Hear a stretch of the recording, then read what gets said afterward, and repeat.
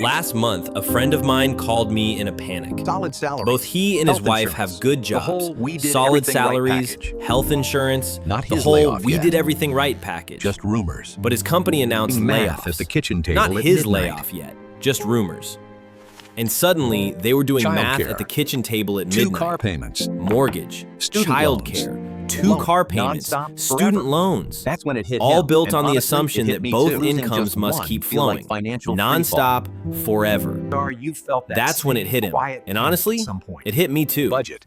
If But 2 because the incomes math are of supposed to modern be life safer, feels fragile. why does losing just one feel 2 like incomes are better financial than one. freefall? More money means more safety, more stability. My name is more John, freedom. and School if you're longer. watching We this, work chances harder. are you felt Both that partners same entered the quiet workforce. panic at some Many point. families Not because today you're feel reckless, one missed not because paycheck you away don't from budget, disaster, but because the illness. math of modern life daycare feels issue. fragile. For most One of our broken lives, car. we're taught a very simple called equation. the 2 two incomes are income better trap. than one. More The trap money isn't means about more laziness. safety, more It's not about stability, bad more decisions. freedom. And So it's we did definitely what we not were about told. blaming We went to couples for school both longer. working. We Family worked harder. adjusted Both itself around partners the entered the assumption that every workforce. household And on now has paper, 2 household full-time income incomes. went up. But here's the weird part. Childcare. Despite earning more than our parents did, Transportation. many families today feel one missed School paycheck districts. away from disaster, In other one words, layoff, the second one income illness, didn't buy one freedom. daycare It issue, bought one entry broken into a more car. expensive This isn't a game. How we got coincidence. here. There's a name for this Slowly and problem, and honestly. it's called the 2 income gonna look at trap. why The one 2 income income trap tells isn't anyone about to quit their laziness. job, It's not move to about the bad woods, or decisions, just and it's hustle harder. definitely not about Let's blaming rewind for a couples for moment. both working. And talk It's about about a how an time entire when one system income quietly was adjusted enough. itself around the assumption back that a few every decades, household the now numbers has look 2 full-time strange. incomes, and then Not because priced people everything were richer. accordingly. They Housing, weren't. childcare, In the 60s and transportation, 70s, the school typical American districts, household even ran on basic one financial primary risk. income. In other words, One the second paycheck. income And didn't no, buy this isn't freedom. nostalgia. It bought It entry wasn't into a easy. more It wasn't expensive fair. game. And And once it you're in that definitely game, excluded a lot of stepping back people feels who were lower impossible. relative In to this income. video, I want to walk through Public how we schools were got funded here more slowly evenly. and honestly. Healthcare was We're going to cheaper. look at why one When income needed, used to feel was often safer, even informal. when it was smaller, Neighbors, where the second family, paycheck actually one parent goes at home. because it's probably not where you think. Redundancy. Why If modern one person families lost are their more job, the vulnerable other to was also shocks, locked not into a less. full-time role And to most manage the importantly, crisis. how to build That a life that flexibility isn't acted like a dependent on financial everything shock going absorber. perfectly To all the today, time. This 2 isn't adults, financial 2 advice. full-time I'm not here to jobs, tell 2 anyone to quit their commutes, job, 2 move to schedules the that once woods, or allowed just 2 hustle incomes. harder. It started This is about depending on understanding the rules of As the more game you're households already added a playing, second so you income, can stop not with blaming yourself conspiracy for a theories, system but that slowly, quietly changed the quietly. odds. When All right, everyone has let's more money, rewind for a sellers don't moment say and talk about a time when one dual-income income was households started enough. bidding on homes, prices didn't stay If you go anchored to back one a few salary. decades, Families the stretched to numbers live in look good areas, driving up strange.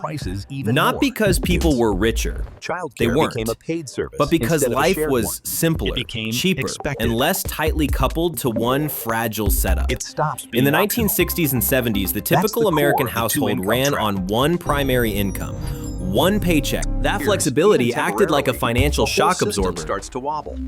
The safety Now of compare second that to income became today. Mandatory. 2 Where did it adults, actually 2 go? full-time And it definitely jobs, didn't buy 2 peace of mind. commutes, Let's follow 2 that schedules paycheck. that Didn't go to must a luxury align vacation perfectly fund. every. It So the didn't sit second in a income high-yield didn't savings become account. extra, it became expected. increased And cost once of something quality is expected, childcare. it stops The 2 being car optional. payments, the more That's the expensive core of the groceries in that 2-income better trap. school It's not that district. 2 incomes are bad. It's that the entire Just to cost maintain structure the of same life standard of wrapped living itself that one around income them, used which to means that provide when one perfectly income disappears all the 7 time. temporarily, the whole Safety system might starts not to be in wobble. The maximizing safety income, we but thought in we bought with a minimizing second dependency paycheck hours was with one quietly partner, replaced with prioritizing dependency. financial And that buffers, brings us to or the most redefining uncomfortable clearer question in understanding this of the modern entire financial video. landscape. If the second It's income... about building a Let's do something uncomfortable. Let's follow that second paycheck dollar by dollar and see where it actually ends up. Because for most families, it doesn't sit in a savings account. It doesn't quietly compound in the background. And it definitely doesn't feel like extra. It disappears. First stop, housing. When 2 incomes became the norm, home prices didn't politely stay the same. They adjusted to the new ceiling of what families could afford. 2 people working full-time can qualify for a larger mortgage. Lenders know it, sellers know it, real estate agents definitely know it. So the second income gets absorbed by a higher monthly payment, a bigger down payment, higher property taxes, often just to live in a decent school district or a safer neighborhood. Next stop, childcare. For many families, childcare alone eats up most of one paycheck. Daycare, after-school programs, summer care, it's not optional if both parents work. And here's the brutal irony. You work, so you can afford childcare, so you can keep working. It's not a scam, but it is a loop. Then there's transportation. 2 full-time jobs usually mean 2 cars, 2 insurance policies, 2 commutes. That's gas, maintenance, depreciation, parking, tolls, and time hours of it burned every week just to stay employed. Time that never shows up on a pay stub. And then come the hidden taxes of stress. Convenience food because no one has time to cook. Delivery fees, late fees, impulse spending because you're exhausted and deserve it. None of these are moral failures. They're predictable responses to pressure. This is where the system really tightens, because the second income doesn't just raise costs, it locks them in. Mortgage payments don't shrink when one person gets laid off. Childcare bills don't pause. Car loans don't care about your anxiety levels. So even though household income is higher, flexibility is lower. You're richer on paper, more fragile in real life. And that's the part no one tells you when they say just have both people work. The second paycheck didn't buy you freedom, it bought you commitments. Commitments that assume everything will keep working perfectly forever. And that's a dangerous assumption, because life doesn't break gently, it breaks suddenly, which leads to the next layer of this trap, the part that turns normal families into financial tightrope walkers risk. Let's talk about what happens when one of those paychecks disappears. Here's the part of the 2-income trap that rarely makes it into advice columns. It's not about how much you earn. It's about how much failure your life can tolerate. A 2-income household looks strong from the outside. 2 salaries, 2 benefits packages, 2 careers moving forward. But structurally, it's often more fragile than a 1-income household. Why? Because there's no slack. When both adults are fully committed to work, there's no one left to absorb a shock. If one person loses a job, gets sick, or has to step back temporarily, the household doesn't lose half its income, it loses its ability to function. Childcare schedules collapse, commutes stop making sense, health insurance might disappear with the job, and suddenly the problem isn't money, it's time. In a 1-income household, there's usually a built-in shock absorber, someone who can pivot, someone who can pick up extra work, manage logistics, or stretch resources. In a 2-income household optimized for maximum earnings, that buffer is gone. Everything is calibrated to perfection. 2 people, working, kids in care, bills, auto-paid, calendars, synced. Remove one piece and the whole machine shudders. This is why layoffs feel so terrifying now. It's not just about replacing income, it's about replacing an entire role in the system of your life. And here's where the trap tightens even more, because once families reach this point, they feel trapped into never slowing down. You can't risk a lower paying job, you can't take time off, you can't experiment, retrain, or breathe. Not because you're greedy, but because the cost structure of your life won't allow it. That pressure seeps into everything. It affects mental health, relationships, parenting, health. You're running a household that looks successful but feels constantly one bad week away from crisis. And here's the cruelest part. When this system works, no one notices. When it breaks, families blame themselves. I should have saved more. We shouldn't have upgraded. We must have done something wrong. But the truth is, many families didn't overreach. They just stepped into a system that quietly priced in their full participation and left no margin for error. Which raises a question we almost never ask if the problem isn't effort. And it's not discipline. What actually creates real safety? Let's talk about that next. Even when people sense that something is wrong, most don't step off the treadmill. Not because they're unaware, but because powerful psychological forces keep pulling them forward. The first is the hedonic treadmill. As income rises, expectations rise with it. The nicer apartment becomes the new normal. The better school district becomes non-negotiable. What once felt like luxury quietly turns into baseline. So when someone suggests stepping back, smaller house, shorter commute, it doesn't feel like a choice. It feels like loss. The second force is status competition. We don't compare ourselves to our past. We compare ourselves to our peers, the families around us, our coworkers, other parents at school pickup. No one wants to be the family that fell behind. So even when the math feels tight, we keep bidding. For houses, for neighborhoods, for lifestyles. Not because we're chasing wealth, but because we're trying to avoid shame.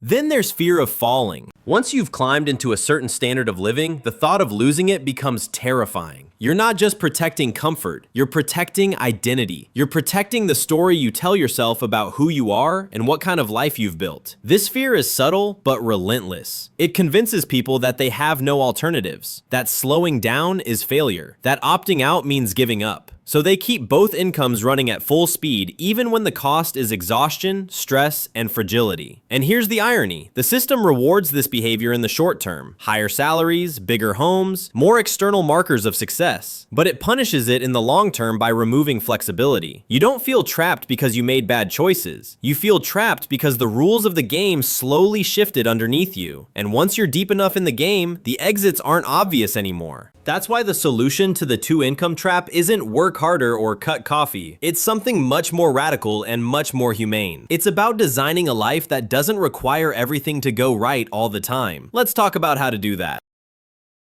When people hear this idea, they often panic. Are you saying one of us should quit? Isn't that unrealistic? Only rich people can afford that. No. This isn't about rejecting work, ambition, or progress. It's about designing your life so that one income is enough to survive a shock, even if two incomes help you grow. Think of it as financial architecture. A well-designed building doesn't collapse when one support beam is stressed. A poorly designed one looks fine, until it doesn't. The first pillar is fixed cost discipline. Most financial advice focuses on variable spending, coffee, subscriptions, eating out. But in the two-income trap, the real danger lives in fixed costs. Mortgage, rent, car payments, childcare contracts, these don't scale down when income drops. So the goal isn't to live cheaply, it's to live below the maximum you qualify for. Just because the bank says you can afford a payment doesn't mean your life can. The second pillar is time as a form of insurance. A household with available time is more resilient than one without it. Time lets you handle emergencies without panic. Avoid convenience fees. Cook instead of outsource. Recover from setbacks. If every hour of every adult's day is pre-sold to an employer, time becomes scarce and expensive. The third pillar is optional income. The most dangerous income is the one you must earn to survive. The safest income is the one you can lose without collapse. That might mean freelance work that can scale up or down, skills that translate across industries, side income that exists for resilience, not lifestyle inflation. Optional income changes how fear shows up in your life. It turns layoffs into problems, not disasters. The fourth pillar is a real emergency buffer, not a theoretical one, a practical one. Even a small buffer, 500, 1,000, can break the cycle of panic spending and high interest debt. That buffer buys time, and time buys better decisions. Finally, there's the mindset shift. Instead of asking, how do we maximize our income, ask, how do we minimize the income required to feel safe? That question flips the game. Suddenly, flexibility becomes wealth, options become assets, and the second income becomes a tool, not a trap. This doesn't mean giving up comfort or dreams. It means refusing to build a life that demands perfection to survive, because perfection is fragile, and life is not. Which brings us to the most important part of this conversation. If there's one thing I want you to take away from this video, it's this: feeling financially fragile doesn't mean you failed. It often means the rules changed and no one told you. The two-income trap didn't appear because families became careless. It appeared because modern life quietly priced in two full-time incomes and removed the margin for error. So when everything works, you're told you're successful. And when one piece breaks, you're told to blame yourself. But real financial security was never about earning the most money possible. It's about how many things can go wrong before your life falls apart.